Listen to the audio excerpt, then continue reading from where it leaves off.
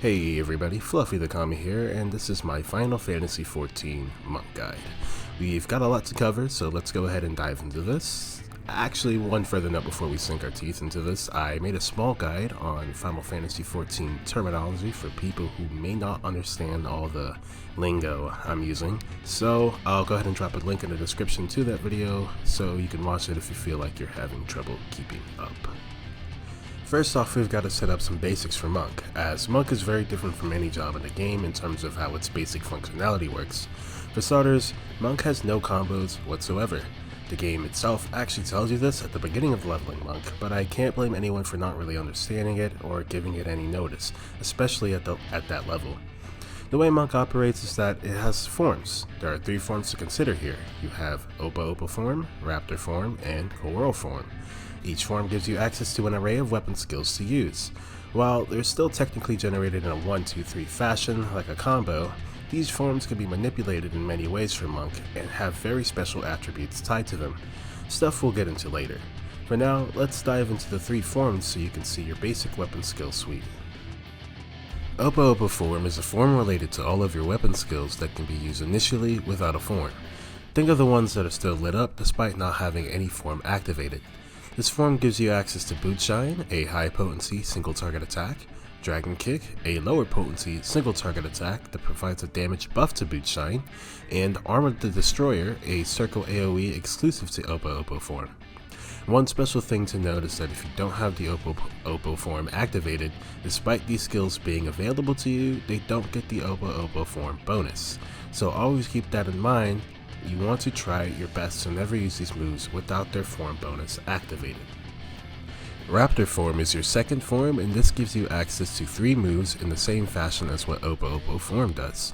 You have True Strike, a high potency single target attack, Twin Snakes, a 10% personal damage buff, and finally Four-Sided Fury, a circle AoE exclusive to Raptor stance. Four-Sided Fury has the added bonus of extending the duration of Twin Snakes' buff. Once again, you can only ever access these skills in Raptor form. We then have your final form, Coral. Coral form is very special, however its structure is very similar to the other 2 forms.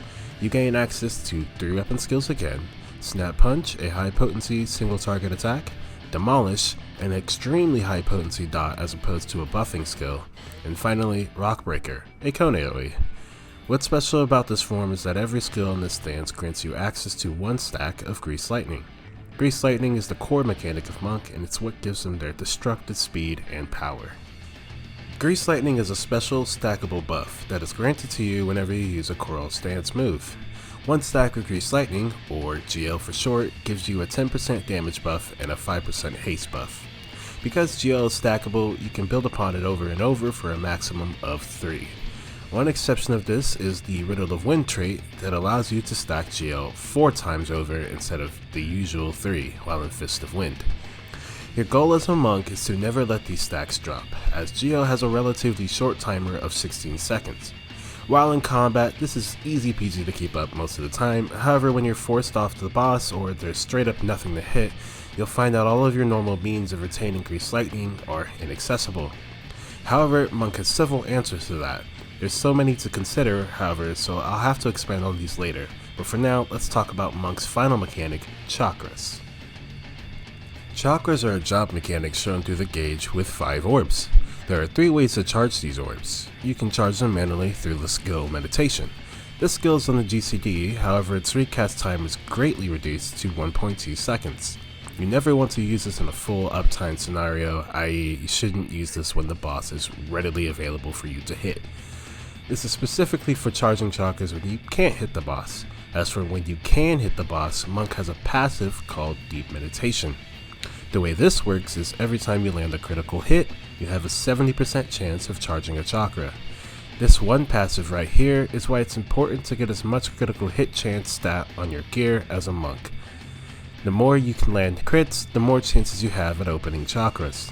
Finally, you have one last move that grants chakras. Brotherhood is a raid buff that you provide that grants a 5% physical damage buff for 15 seconds to all surrounding party members. That's not all it does, however.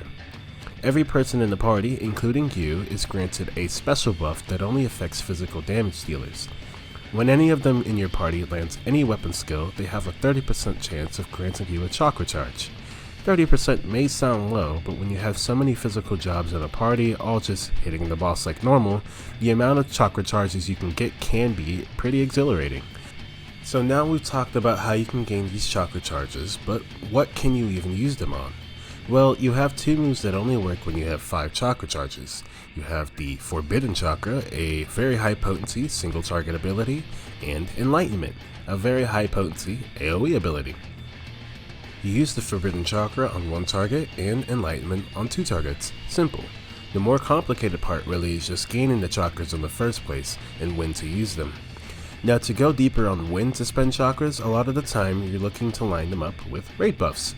However, if there's no raid buffs in sight, you can go ahead and just dump the chakra on the Forbidden Chakra. It's really all RNG, so you can never be 100% certain, but my personal rule is if any raid buff or my Riddle of Fire is here in 10 seconds, it is okay to set on a maximum stacks until it arrives, as you most likely won't have lost much time in that timer period. Otherwise, never sit at max stacks for too long. As for when to use Enlightenment, like I said earlier, if you have 2 targets, just go ahead and use it. It's more of a gain, and when you see the opportunity, don't hesitate to take it. Now, there are 3 stances you have access to that you should also incorporate into your gameplay. You have Fist of Fire, Fist of Wind, and Fist of Earth. They have an infinite duration and a very short 3-second cooldown. So first, you have Fist of Earth, and this stance provides a 10% damage taken reduced buff. Fist of Fire provides a 10% damage dealt increased buff. And Fist of Wind provides a movement speed buff, but also provides the ability to stack a 4th Grease Lightning. For starters, you never want to go into Fist of Earth once you've unlocked Fist of Fire and unlocked the Riddle of Wind trait for Fist of Wind.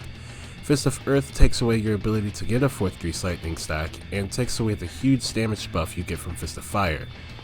So next you're thinking, well, when do I use Fist of Fire versus Fist of Wind?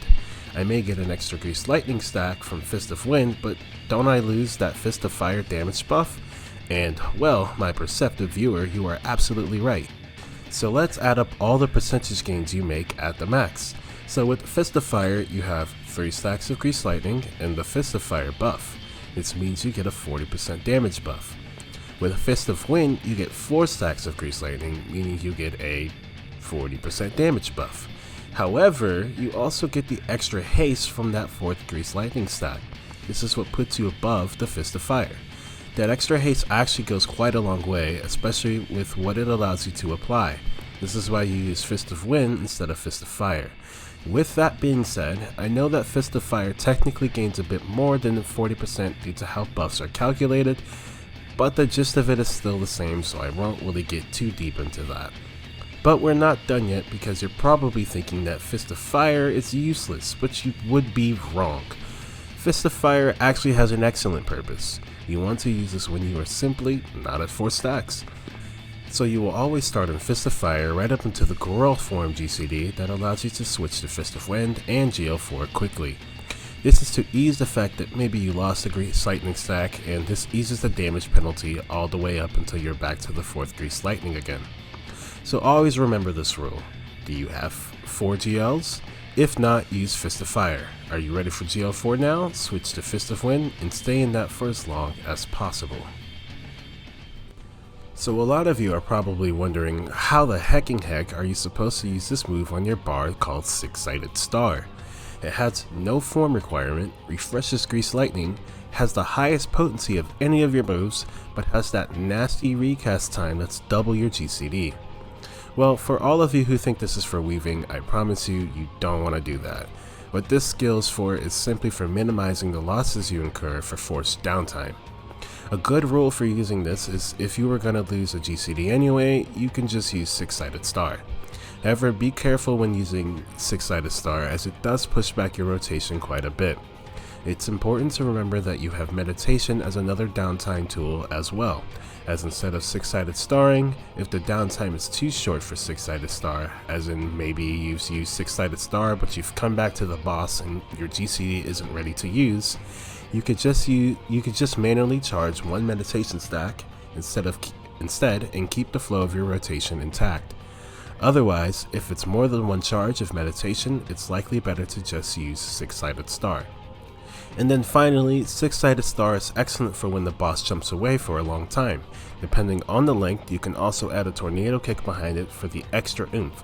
Otherwise, there's not much else to Six-Sided Star. It's purely a unique downtime tool. It's not quite the range skills that Monk clamor for, but it's certainly unique and not too bad of a skill. Since we just got done talking about a formless move, let's talk about Perfect Balance. Perfect Balance is an ability on a 2-minute cooldown that allows you to execute any weapon skill you want without a form requirement for 10 seconds. So as an example, you could go do Dragon Kick and then Boot Shine and get the 4 bonuses for both of them despite using them back to back. You can do all kinds of things with this ability, but you're mainly going to be using this for damage. The 2 most powerful weapon skills in your toolkit are Dragon Kick and Boot Shine. This is because Dragon Kick buffs Boot Shine's potency to 300 and Boot Shine is always guaranteed to crit, making it a seriously powerful move. So your goal is to get as many Dragon Kicks and Boot Shines as possible in this window, all without dropping your buffs or demolish. So a general way to go about this mid-rotation is to always start with one of the 2 Oppo Oppo form moves. So it can be Dragon Kick or Boot Shine, it doesn't matter. After that, you activate Perfect Balance. A good tip here is to activate Perfect Balance as late as possible within the GCD, or else you'll run the risk of not being able to use every single second of the buff effectively. So now that you've done this, what do you do from here? Well, if you've watched my Samurai guide, you probably noticed how I said Samurai is about flexibility and adapting to your current situation. If you want to be a good player, you have to be able to analyze the situation in front of you, and Monk is more so like this than even Samurai. You have to be able to find the flow. So just like in the Samurai guide, I'll give you a general example of how to use Perfect Balance, but not every situation is the same and you have to be able to adapt. So, let's say you use Boot Shine and then you use Perfect Balance. What can you do to get the most damage out of that specific point now? Well, from here you are free to do any weapon skill, so go ahead and use another Dragon Kick to get another Leaden Fist buff, and then use another Boot Shine for heavy damage.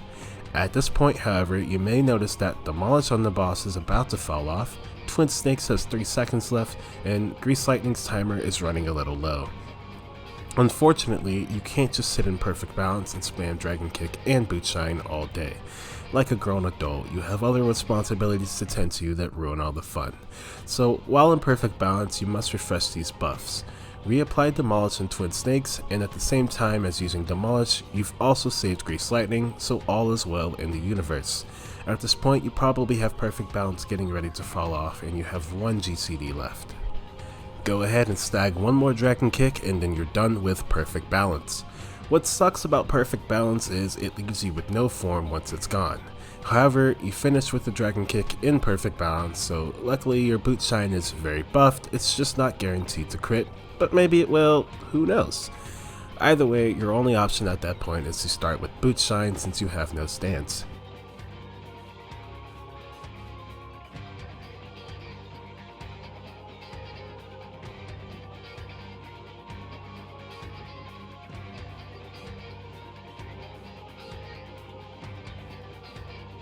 I know that all sounds complicated, but we can all watch it in practice to see how it actually works.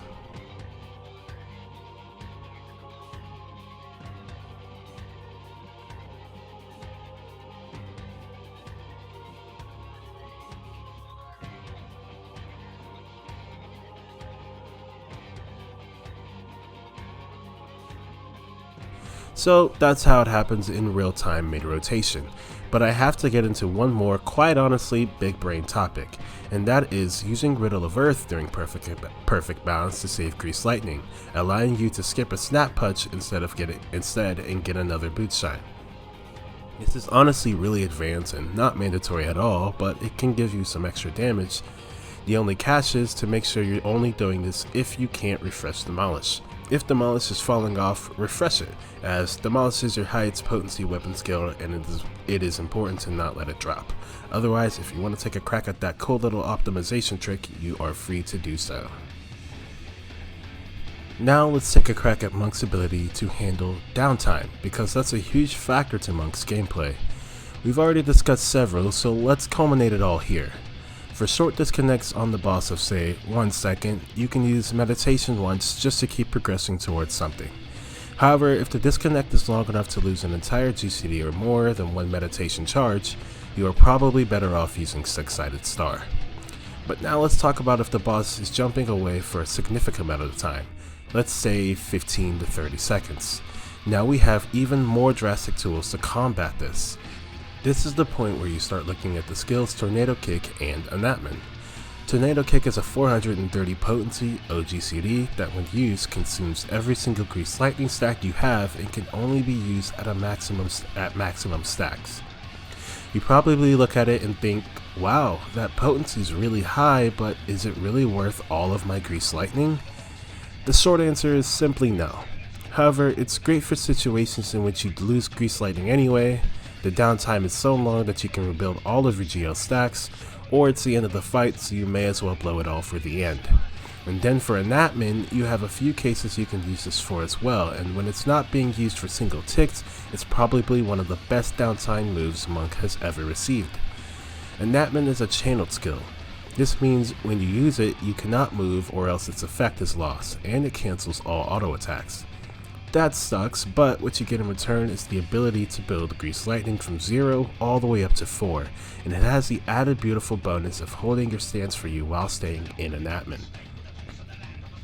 This move is incredible because it seriously dampens the effect of using Tornado Kick for a lot of big downtime situations. However, it has one big downside, and every monk will tell you this. Its biggest issue is that it's based on a server tick. I didn't discuss this in my terminology guide, but server ticks are the bane of just about every 14 player.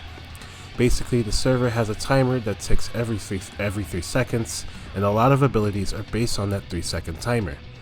The problem is, when concerning a skill like Enactment, just missing the tick and then sitting around for 3 seconds for the next tick is extremely aggravating, as it just pushes back your rotation, waiting for GL to show up.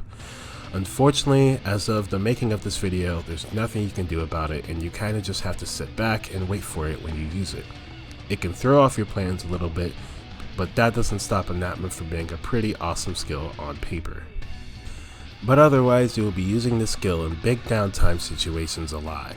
It can put you right back up at max stacks, making it a very powerful move. Even if you can only get 2 stacks from this ability, which isn't very demanding of it, you can minimize the losses by switching to Fist of Fire and starting as if you barely lost anything. Also, outside of the opener, you can use Enactment if you die to hopefully get 1 stack quickly in between your GCD to lessen the pain of having just died. My one wish for this skill was that I wish it was more responsive, otherwise it is serious business. Finally, one thing to consider using in downtime is Form Shift. Form Shift is one of those flexibility moves where you have to look at your situation to understand how you want to use it, but I'll lay out the advantages of returning to a boss in every form available. If you Form Shift into Oppa Oppa, you can immediately use a Dragon Kick to gain Leaden Fists, and then immediately go into Twin Snakes, and then immediately head into Refreshing GL, most likely with Demolish. This is probably the best case scenario, and I recommend going for this as often as possible. Sometimes, however, you may already have the Leaden Fist buff, and there's no point to refreshing it with another buff again. You can go into Raptor Stance to skip Oppa Oppa, and just reapply Twin Snakes, and then Demolish quickly. And then use your Leaden Fist on a Boot Shine. And then finally, you can just switch to Coral Stance if you need to apply Grease Lightning quickly and you want to put up Demolish as fast as possible. There's other ways to use Form Shift, but I implore you get a feel for the job to see what you can do with the move. Now let's look at Riddle of Fire, which is a very powerful damage buff at 25% with a cooldown of 90 seconds and a duration of 20 seconds. This damage buff is no joke, and you can get some insane bursts off of this, debatably some of the highest in the game. However, this buff on its own isn't what propels the burst, but it's the synergy it has with Brotherhood. Brotherhood and Riddle of Fire both have a 90-second cooldown, meaning you can and will always use them together. You should also always be getting about 10 GCDs within the Riddle of Fire window. It's best to use Riddle of Fire right before you're using a Coral form weapon skill at the very end of the recast, just like Perfect Balance, so you don't lose a cast too early. I also recommend always trying to use this before Demolish, however you don't have to use this before it demolished, and in most scenarios it's better to use Riddle of Fire close to on cooldown as possible to keep it lined up with raid buffs. You can delay it if you GCDs every now and then to get it to line up with the cool roll form move, but no more than that. You can risk derailing your rotation. It's also important to use Brotherhood right after you use Riddle of Fire. This combination leads to the spamming of forbidden chakras within your powerful Riddle of Fire window for some nasty damage. And of course, you just want to dump your other abilities in this window as well, such as Elixir Field and 2 shoulder tackles. You should always have an Elixir Field in your Riddle of Fire and at least 1 shoulder tackle. Now let's just cover the rest of your abilities that only require a short explanation before we move on to the final topic. You have Riddle of Earth, which we've mentioned a few times, but its basic usage is to refresh Grease Lightning when you take damage, reduce damage taken by 10%, perfect for when the tank dies and you're hitting auto attacks, and the seriously powerful part of this ability is its ability to nullify positionals for 30 whole seconds, which for Monk is seriously powerful considering you have a lot of those. Usage of this is key to high damage on Monk, but how you use it is completely up to you. You then have Mantra. This is simply a powerful healing buff that applies to you and your allies within a 15 yalm radius of you. Not much else to this other than, unlike a lot of healing abilities, this affects every single form of heal in the game. Discuss this with your healers, where they'd like you to use this, or just use it whenever you want. Honestly, it's always helpful. And finally, we reach the last topic, which is simply just the AoE rotation for Monk, which in itself is pretty easy to explain. Each one of your forms has access to 1 AoE ability. The only one that isn't a gain on 2 targets is Armor the Destroyer. So, when you have 2 targets, alternate Dragon Kick and Boot Shine every other combo, in quotation marks, while using Four-Sided Fury and Rock Breaker. One thing to note though is that if the 2 targets live long enough, it's significantly more damage to use a Demolish on each target and then start using Rock Breaker. And at 3 targets or more, just use all of your AoE skills. All of your AoE abilities are also a gain on 2 targets, so whenever you see 2 targets, do your best to use Elixir Field and Enlightenment on them for the most damage possible. Also, just a neat tip since you'll most likely be doing this in dungeons, if you form shift after being in Coral stance, it refreshes your Grease Lightning. It's extremely annoying to hear form shift go on and on and on, but man is it one of the best quality of life things we've ever had for a dungeon. For actual trials and 8-man raids, however, you probably won't be using this much, but always keep it in the back of your head.